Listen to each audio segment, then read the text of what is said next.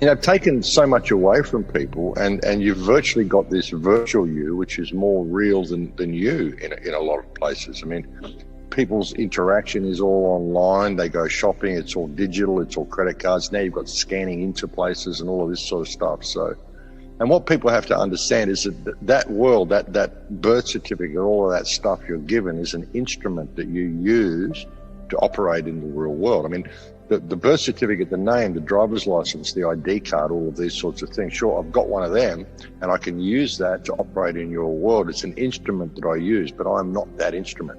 It's like you are not your name. You are a living flesh and blood man.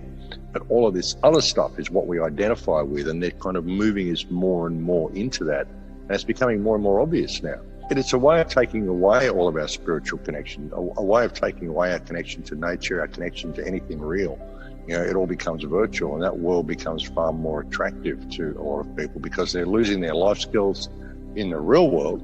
So it's a lot easier to operate in that world. You can remake yourself, if you like, in that world. You don't ever actually have to be you.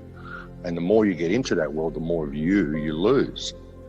And then it gets to the point where people are scared of themselves. They're scared of actually being themselves. They're scared of actually presenting themselves as they are and being as they are. And that's really what this life experience is about. It's about experiencing yourself to the fullest of your potential and seeing what you can do with what you've been given.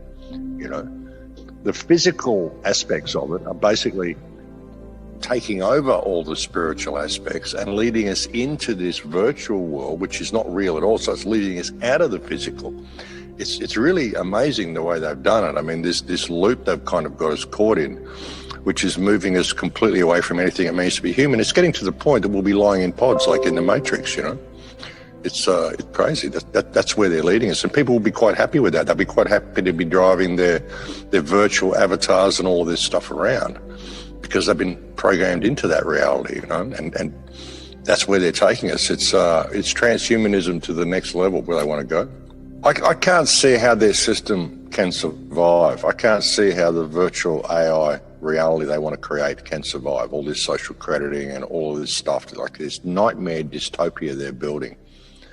I honestly don't see how it can work because people are too creative. The spark of humanity is too strong. The spark of freedom is too strong. I mean, the amount of people we're seeing push back now all around the world, I don't think that the human spirit will be squashed. I think the parasites that are running this world have moved too quickly.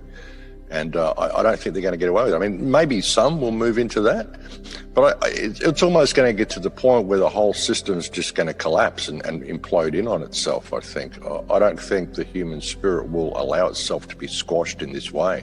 This is the final nail. This is the final screw they want to put in. And I think at that moment, the entire water barrel is just going to burst when that last nail goes in and humanity is going to rise. I really think that's what's going to happen. I think most of the people are going to choose freedom. I really do. I think that's what we're seeing in the world now. And they are forcing people to wake up. They're forcing people to adopt a little bit of self-responsibility.